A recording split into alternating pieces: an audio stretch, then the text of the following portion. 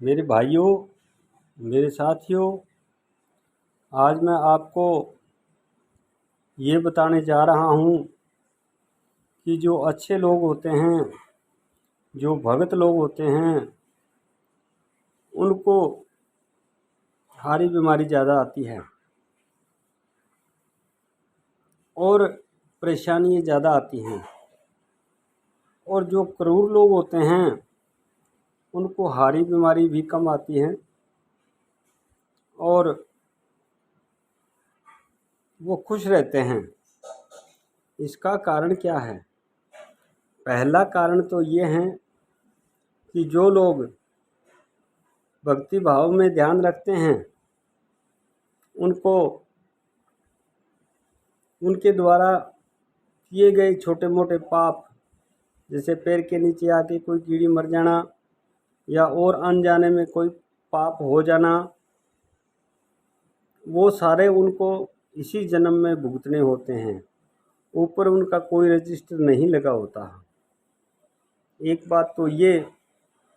और जो क्रूर व्यक्ति होते हैं उनके ऊपर रजिस्टर लगे होते हैं। जितने भी घिनौने काम वो करते हैं और जितना भी पाप करते हैं वो उस रजिस्टर में लिखा जाता है। उनको सज़ा अगले जन्म में मिलती है। इसीलिए अच्छे आदमी को हारी बीमारी भी ज़्यादा आती है और वो परेशान भी रहता है। पहला कारण तो ये है।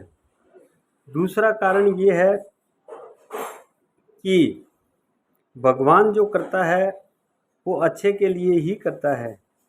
कई बार उसका बुरा करने के बाद में उसका अच्छा भी हो जाता है, उसका भला भी हो जाता है। इसीलिए जैसे मैं आपको एक स्टोरी बताने जा रहा हूँ। एक औरत थी, तो बाल्यावस्था में उसकी शादी कर दी गई थी और उसके 3 बच्चियाँ हो चुकी थी। उसका पति एक्सपायर हो गया। अब उन बच्चियों को सार संभाल करने वाला कोई नहीं।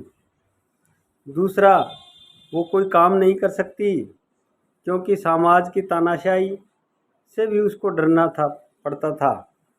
उन बच्चियों का लालन पालन भी उसको करना पड़ता था। वह औरत बहुत परेशान थी। तो एक दिन जो है धर्मराज जी ने यमराज को भेजा कि जाओ और उस औरत की आत्मा को ले आओ। जब यमराज जी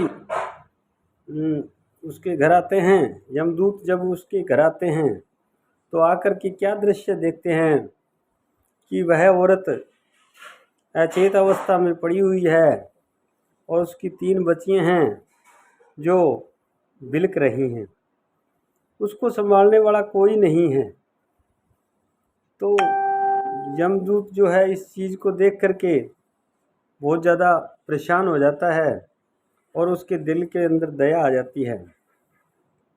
वो सोचता है अगर मैं इसकी आत्मा को ले गया तो इन बच्चियों को संभालने वाला कोई नहीं है, इसलिए मैं इसकी आत्मा को नहीं ले जाता। और वो वापस चला जाता है।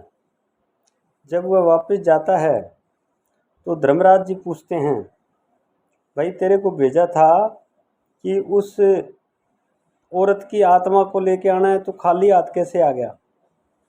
तो वो यमदूत कहता है कि प्रभु, अगर मेरी जगह आप होते तो आप भी खाली हाथ आते, ये आपकी मजबूरी होती। वो कहता है क्यों, ऐसा क्यों?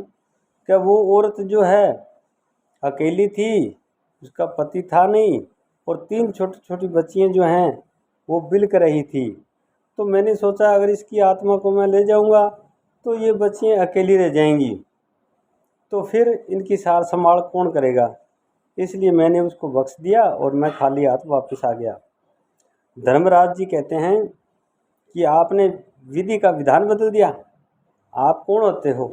भगवान जो करता है वो अच्छा ही करता है, इसलिए आपने जो है भगवान के नियमों का या विधि के नियमों का उल्लंघन किया है। आप पृथ्वी लोक पे जाओ। तो वो कहता है कि प्रभु, मुझे पृथ्वी लोक से वापस कब लिया जाएगा? कि जब आप 3 बार हंसोगे उसके बाद में आपको वापस ले लिया जाएगा। और यूं करके उसको धक्का दिया और वो आकर के सड़क के किनारे गिर गया। जब कोई बच्चा जन्म लेता है तो नग्न होता है, और उसको धकेला तो उसके पास भी कोई कपड़ा नहीं था, वो सर्दी में ठिठुर रहा था। एक मोची वहाँ से गुजर रहा था और वो अपने बच्चों के कपड़े लेने के लिए जा रहा था। उसने देखा कि कोई आदमी जो है निवस्त्र पड़ा हुआ है और सर्दी से ठिठुर रहा है। तो मोची ने अपने बच्चों के लिए कपड़े नहीं खरीदे और उसके लिए कपड़े खरीद के उसको कपड़े दे दिए, कंबल वगैरह भी दे दिया, और कहने लगा आप कौन हो भाई? तो वो कहता है भाई मेरे को धर्मराज जी ने धक्का दे दिया, मैं यमदूत था पहले। तो बोले यहाँ आप क्या, मेरे यहाँ कोई कुछ भी नहीं है। बोले यार आप मेरे साथ चलो। तो वो उस मोची के साथ चला जाता है। उसकी घरवाली देखती है कि मेरे आदमी को मैंने भेजा था बच्चों के कपड़े लाने के लिए, ये बच्चों के कपड़े तो नहीं लेके आया और इसको ले आके कपड़े दे दिए और इसको घर में और लेके आ गया। तो वो आपस में लड़ते झगड़ते हैं। तो यमराज जी जोर से थाका मार के हंसते हैं। वो कहता है भाई आपको हंसी किस बात की आ रही है, ये तो पृथ्वी लोक पे चलता ही रहता है। तो फिर वो मोची जो है उसको कहता है कि आप जूते बनाने शुरू कर दो और मेरे पास यहाँ रहो। तो वह जूते बनाने लग गया, और जैसे ही वो उसके घर में आया तो मोची बहुत अमीर हो गया और उसका दूर दूर तक नाम चलने लगा। एक दिन राजा ने अपने मंत्री को भेजा कि उस मोची को ये चमड़ा दे देना और उसको कह देना कि मेरे लिए जूते बना दे, लेकिन इस चमड़े से ना जूते ही बनाने हैं, चप्पलें नहीं बनानी। तो मोची ने उस यमराज को कहा कि ये राजा के जो है ना चमड़ा आया है और ये चमड़ा भी कम पड़ रहा है, तो आप इनकी चप्पल मत बना देना, नहीं तो राजा हमें पूरे परिवार को मरवा देगा। मोची बोला ठीक है, वो यमराज बोला ठीक है। उसने क्या किया कि गलती से ना उस चमड़े का जूता न बना के चप्पल बना दी। उधर से देखा कि राजा का मंत्री आ रहा है। उसने पूछा कि राजा ने जो चमड़ा भेजा था उसके जूते बनाए? वो कहता नहीं, वो तो गलती से मैंने ना चप्पलें बना दी। तो डंडा लेके उसको पीटने लग गया। बोले ये आपने क्या कर दिया, राजा तो हमें मरवा देगा।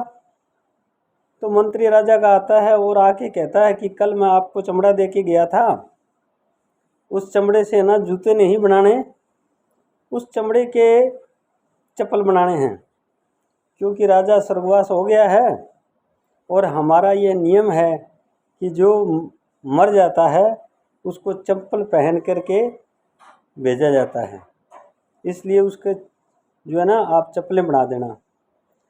तो वो यमदूत ने ठाका मार के हंसा। बोला भाई तू क्यों हंस रहा है? खैर मैं इसलिए हंस रहा हूँ कि कई बार है ना जो बुरा किया जाता है ना तो वो भला हो जाता है, मैं इसलिए हंस रहा हूँ। इतने में क्या होता है, एक बुढ़िया आती है और उसके साथ 3 बच्चियाँ होती हैं जो बड़ी बड़ी हो चुकी हैं। फिर वो ज़ोर से हंसता है। तो मोची पूछता है कि अब तू क्यों हंसा इन लड़कियों को देख के? बोला मैं इसलिए हंसा कि कई बार जो है ना भगवान बुरा करता है तो भी उसकी भलाई के लिए करता है। अगर मैं उस दिन उस औरत को ले जाता तो ये लड़कियां जो हैं इस बुढ़िया के घर आती, और मैं नहीं ले गया, दूसरा यम उसको ले गया, वो मर गई, इसलिए ये लड़कियां जो हैं इस बुढ़िया के पास आई और इस बुढ़िया ने गोद ले लिया, इनको पाला पोसा बड़ा किया, तो इसमें इनका भला हो गया कि बाप मर गया, माँ मर गई, फिर भी उनका लालन पालन बहुत अच्छा हुआ। इसलिए जो भगवान करता है वो अच्छा ही करता है। विधि का जो विधान होता है उसको होने देना चाहिए और उसमें बुरा नहीं मानना चाहिए। यही सोचना चाहिए कि प्रभु ने किया है वो हमारे अच्छे के लिए कहा है। तो इस स्टोरी को लंबी नहीं करता हुआ मैं यहीं समाप्त करता हूँ, क्योंकि ये स्टोरी लंबी होती जा रही है। अगर मेरी स्टोरी आपको अच्छी लगे तो मेरा चैनल सब्सक्राइब करें। मेरा चैनल का नाम है हंसराज पूनिया श्री गंगानगर यूट्यूब में। धन्यवाद।